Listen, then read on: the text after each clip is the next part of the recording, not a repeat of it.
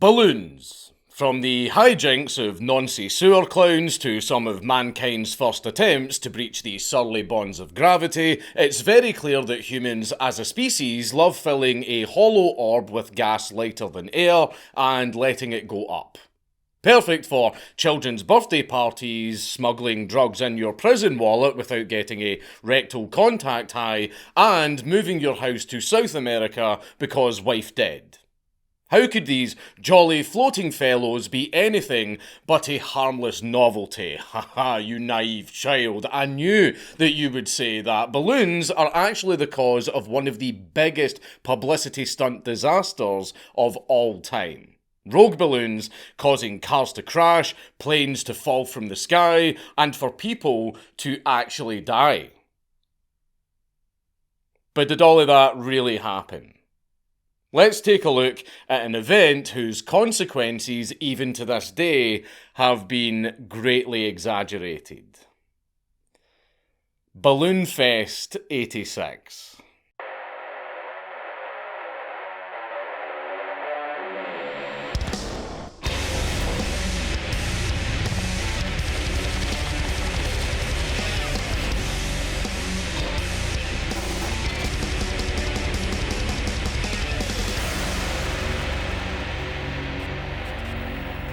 Please leave a like and a comment on this video because it really helps me in the algorithm.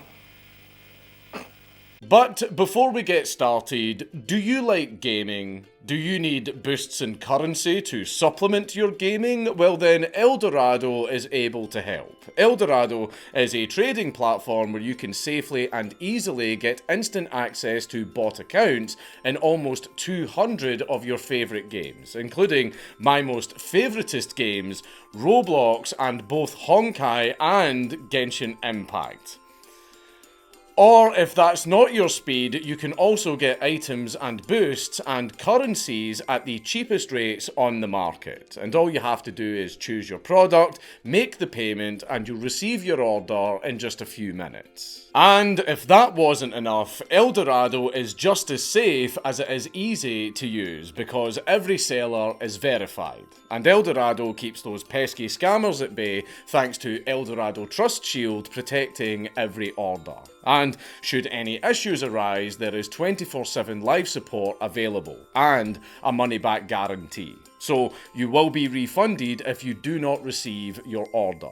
And you don't just have to take my word for it, Eldorado has 4.3 stars on Trustpilot with over 32,000 reviews. So you know that they will deliver and deliver fast. So if you want to grab some goodies for your favourite games, click my link in the description box down below or use coupon code COUNTDANKULA to get an exclusive discount on your order.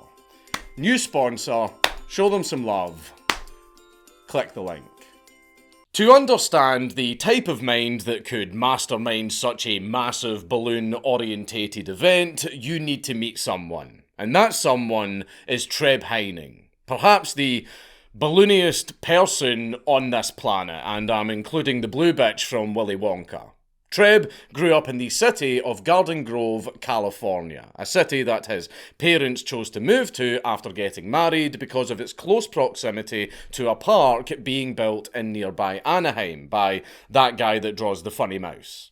Little did they know that this park would not be a standard nice grassy area with a few swings and a duck pond, but would in fact be Disneyland. Despite the difference in what was expected, Treb's parents would still very often take their children to Disneyland, and Treb, from a very young age, was enamoured with the House of Mouse. This was exacerbated when he got to high school and joined the school band, which had many older students who were actually working at Disneyland, and Treb was very desperate to work there as well. But he couldn't as he was only 15 at the time. Luckily for our budding balloonist, his father's friend told him that Nat Lewis, the man who ran the balloon stand at Disneyland, hired people as young as 16, because they weren't actually part of the Disney company, but they were a third-party company running within the park. Treb went down to fill out an application. despite still being too young for this particular job, but much closer to the cut-off. While filling out his form, he heard a back and forth between some of the managers that someone had not shown up for their shift. When one of the managers turned to Treb and said, "Do you want to work today?" Treb leapt at the opportunity and began his career as a balloon boy peddling whimsy for Big Daddy Walt. It was as a balloon boy that Treb got to be part of the grand opening of Disney World in 1971, with their big balloon release of 50,000 balloons. I believe that this is where it started. The need, the hunger, the desire for more and more balloons to be shot heavensward in bigger and bigger batches. Balloons absolutely consumed this man so much that in 1979 he actually ended up founding his own balloon-based company. Balloon Art by Treb. Treb was then hired to do a child's birthday party for a child called Elijah Blue, who you may know from his parents, Greg Allman and fucking Cher. Cher. Every single person in these videos just Forrest Gumps their way through life, don't they? Not only did Treb cater a birthday party for, let me say that again, fucking Cher, a mononym perhaps only matched by Charlemagne, it was at this birthday party that Treb also invented the balloon arch. Yeah, that thing. Like, Treb is credited as the official inventor of the balloon arch. Treb went on to do even more in the balloon world, including the opening ceremony for the 1984 Olympics. Treb was really building a name for himself in the balloon industry, so much so that one day he got a call. A call from the mouse himself. It was Disney. And in the balloon world, this was basically Treb being called up to the big leagues. He did a few events for Disney, but the one that we care about is Skyfest, a world record balloon release event in which Treb would coordinate the simultaneous release of over 1 million balloons. Literally one for the Guinness books. And people took notice. Specifically, an employee of the charity United Way in Cleveland, Ohio. Enter Dr. George Fraser. Dr. George Fraser worked for the Cleveland branch of the international charity United Way, which basically just organises fundraisers for various other causes. And Dr. Fraser was on a mission to rehabilitate Cleveland's image. You know how lots of cities get fun little titles like New York is the Big Apple, Las Vegas is Sin City, Constantinople is Istanbul, and Birmingham is also Istanbul? Well, Cleveland had gotten its own moniker. Though, unfortunately, the name that people landed on was the Mistake on the Lake. This was a well-earned title, to be fair, with the city going through very hard times economically in the 60s and 70s, with many major industries within the city in decline, and a few high-profile bad publicity events, such as 10-cent beer night, when the Cleveland Indians baseball team offered cups of beer for 10 cents each, or 62 cents today, thank you very much, money printer. The events that ensued were what you would expect from a group of rowdy sports fans with basically free, unlimited beer. And to be honest, all of that carnage is probably worth a video on its own. So Cleveland has an image problem, and Dr. George Fraser was the man that was going to solve that problem. After seeing an article with pictures of Skyfest, George was struck with an idea that has genuinely led to a lot of other people's success in other fields. Let's copy Disney. Specifically, what he wanted to do was to get young people to all come together and volunteer to fill all of the balloons and then release them all over the city and break the world record held by Disney. So, when you need a lot of balloons launched, there is only one man that you can ask. So Dr. Fraser called Treb Heining to pitch the idea. Treb was doubtful that it was a feat that could be replicated without a juggernaut like Disney behind it. But Fraser managed to convince Treb, telling him, if anybody could top your record, it would be you. With Treb on board, the wheels started turning, and 6 months of planning went into getting Cleveland into the Guinness World Record books for something other than the world's biggest shithole. One of the first challenges to tackle was the way that they were going to store the balloons before the big moment. A structure had to be built to house them, and it was going to be so massive that the city authorities of Cleveland insisted that it be held to the exact same standards as a permanent structure, which, as you can imagine, are far more rigorous than something that you just need to whack up for a single day. Another challenge was calculating how strong and heavy the structure would have to be, because with most building planning, you don't need to contend with the possibility of your building fucking floating away as balloons begin pushing against the ceiling. Like that Disney movie about the old man and the haunting reminder of entropy tacked onto the front. In the end, they had created a gigantic 3-story tall structure with a 250 by 150 foot net slung over the top. On the Labour front, Treb recruited Carol Horn, a woman who had previously organised the volunteers in the Disney balloon release, and the pair went around Cleveland speaking to high schools to recruit young people to the cause and convince them that, yes, waking up at 3 a.m. to tie balloons for 8 hours is a good use of your Saturday.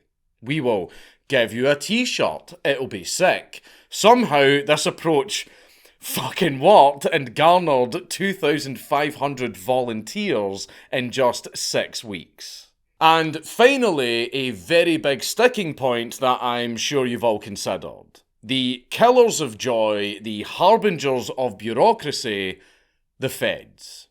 Specifically, the Sky Feds. What were the FAA going to say about these jolly sacks of helium gumming up their airspace? Well, surprisingly, very little. Yes, this is a very, very, very rare story where the government was actually extremely cooperative. The only airport nearby downtown Cleveland where the launch was to take place was just a little one that mostly dealt with civil aviation. Little single-engine planes flown by hobbyists, and definitely wasn't a stop for any commuter air traffic. So the FAA just said that they would issue a no-fly zone over the area for the day, because the only people affected would be private plane owners. And I'm sure that they could keep themselves occupied for a single day with other private plane owner hobbies, like caviar fights. With all of the boxes ticked, it was shaping up to be a memorable day in Cleveland. But for once, it would be memorable for good reasons. And it was turning from just a fun little charity stunt into a full-on festival. A balloon fest, if you will. Big names like Coca-Cola, Xerox, Kmart and Kodak signed on to sponsor the event, and even Taco Bell tried to steal a bit of that world record thunder by making the world's longest burrito. But this is very typical of Taco Bell. They will always try to take what's yours. Ask not for whom the taco bells, it tacos for thee. So everything is shaping up nicely. And now it's time for the big event. On the 27th of September 1986 at 1:50 p.m, a little ahead of schedule to get ahead of a predicted rainstorm, a crowd of over 100,000 people gathered in Cleveland's downtown area to watch the release of almost 1.5 million balloons. Smashing the Disney record, and to be honest, it really is a sight to behold. I mean, it looks fake almost and really, really surreal with all of those balloons cascading around a skyscraper like a giant wave. Well done, you have certainly made Cleveland have something worth looking at for once. But wait, my balloon-enthused chudlings, don't count your balloons before they've popped, because, as people often like to forget, after actions comes consequences. You have all heard the stories. And if you haven't, the stories go that this balloon launch was a complete disaster. We are talking cataclysmic. 1/3 of Cleveland dead, 13 children abducted by errant balloons, balloons in the banks causing hyperinflation, balloons clogging up the vents on a nuclear power plant causing a Cleveland Chernobyl, a Cleve Noble, if you will, armies of dart monkeys deployed to pop the helium horde, Cleveland brought under a triumvirate controlled by the rotting corpses of Hitler, Stalin and Albert Fish, cats and dogs living together, mass hysteria. Well, that wasn't quite the case. It could still be considered a failure by some rights, and there were some rather nasty consequences, but I hate to be the one to rain on your balloon fest, but a lot of the stories that you have heard about this event have been rather exaggerated. Let's start with something that might be obvious to us, but wasn't such a hot-button issue in the 80s. The environmental impact of scattering 1.5 million scraps of plastic all over the fucking place. Now, at the time, it was believed that the balloons would just keep going up into the atmosphere until they popped, and they would disintegrate completely, sprinkling love, fairy dust, and microplastics straight from the heavens and into your baby's lungs.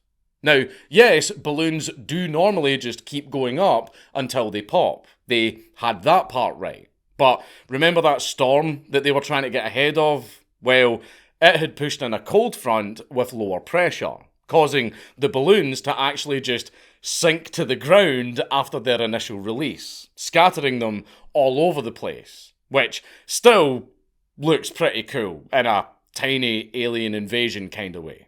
So balloons are now all over the place at ground level. So let's start with the small problems with that and move on to the big deals. Remember that tiny airport? Well, balloons got all over one of their runways.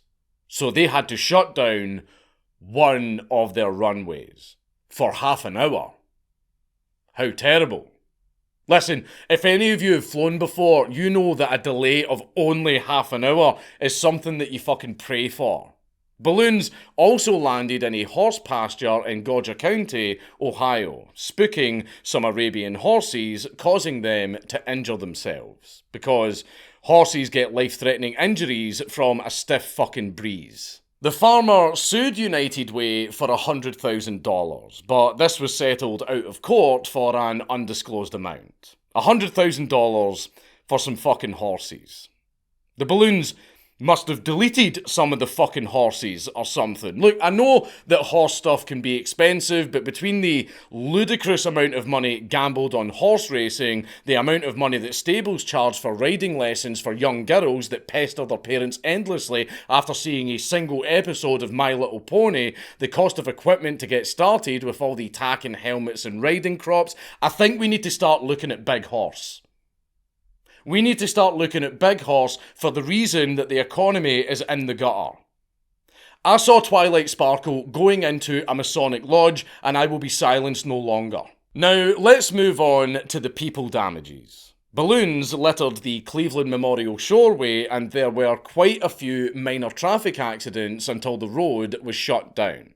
These were all caused by people swerving to avoid balloons. You know, those little things that weak little children pop by mistake sometimes. Why are you swerving? Why are you? Your truck's going to be fine, mate. You're going to be fine. It's not even going to scratch the paint or anything. It's a fucking balloon. Or by taking their eyes off of the road to gawk at the spectacle. I mean, number one lesson in driving is eyes on the road. I don't give a shit what mad shit is happening outside of your car. Eyes on the road. It doesn't fucking matter, mate. I don't care if Skojo is running down the street stark naked. If your kids are in the fucking back, eyes on the road, mate. That one isn't really United Way's problem. You know, it's not their fault that people don't know how to fucking drive. But anyway, the main point is that none of these accidents were serious. They were all just little fender benders. But Dank, you handsome bastard, I, a mere peon in the presence of your glorious incandescence, have heard rumours of fatalities in this event. Are you to tell me in your infinite wisdom that the internet perchance peddles falsehoods? Very well spoken, and thank you for the compliment, young man, but yes, I'm afraid it's true. Despite what people on the internet say, no one was actually killed by Balloonfest. There are 2 deaths that are very often attributed to Balloonfest, but those are a bit of a reach. Raymond Broderick and Bernard Salzer, a pair of fishermen, set out on Lake Erie for a spot of, well, fishing on the 26th of September, and they didn't come back. It wasn't until the next day, Balloonfest, that the families reported the pair missing. The Coast Guard began to search the lake, looking for a head treading water or, God forbid, a floating body. But they eventually had to call off the search on September the 29th because, well, fucking look at this. How the fuck are you meant to spot anything in all of this? Quickly after the search was called off, the pair's bodies washed ashore, and one of the fishermen's wives sued United Way for $3.2 million, since obviously the balloons made the search impossible. Here's the thing. Deep open water like Lake Erie is not a hospitable place, and quite frankly it's very likely that these men were dead long before the balloons even launched. In 2024, the search and rescue manager for District 9 of the Coast Guard, District 9 basically being the Great Lakes, stated Balloonfest did not have anything to do with the unfortunate deaths of both these men. Regardless, they settled the wife's lawsuit out of court for an undisclosed amount. And in the end, Balloonfest actually lost money because of cost overruns, no doubt exacerbated by the 2 lawsuits that they had to settle. Now, this event might not be as bad as you may have heard, but it was still a disaster, right? Well, it wasn't actually considered to be. A lot of press at the time was actually extremely positive towards Balloonfest, being swept up in the whimsy and magic of the day and not sweating a couple of kinks in the joy machine. A story published on October the 1st, 1986, reported on United Way's annual meeting in which they talked about the success of the balloon launch, with balloon centerpieces at every table. Other publications referred to the event as fun-filled, which, if it were considered a failure, I don't think they would have chosen that term. So, where does the negative image that Balloonfest has come from? Many point to the 2017 short documentary Balloonfest, which in only 6 minutes showed archived footage of the day cut together in a way to only really highlight the negative aspects of the event after the launch. The doc itself is actually oxymoronically fair and biased, as they chose to only include footage that made it look bad but did not exaggerate or make wild claims about what happened that day, since the doc is just archived footage presented without comment and statement of fact title cards. But what the doc did was catch the eyes of some of society's true bottom feeders. Journalists and YouTubers. Soon there were many articles and videos published talking about the disaster and catastrophe that was Balloonfest, following the original doc's lead of highlighting the bad and shunning the good of the event, and even some gentle skewing of the truth to make certain mundane elements seem catastrophic. I mean, I've told all of you about all of the consequences already. But if I framed this video as an event that caused car crashes, injuries, an airport to shut down, and made the Coast Guard stop searching for men who later turned up dead, that is way more exciting and would get this video a lot more clicks, but I wouldn't be being entirely honest, would I? And journalists know that framing things that way is a lot more exciting, which is why they very often lie. But this event was nowhere near as bad as you've been led to believe. Sorry to burst your balloon. It's Count Dankula on YouTube. Everybody should subscribe.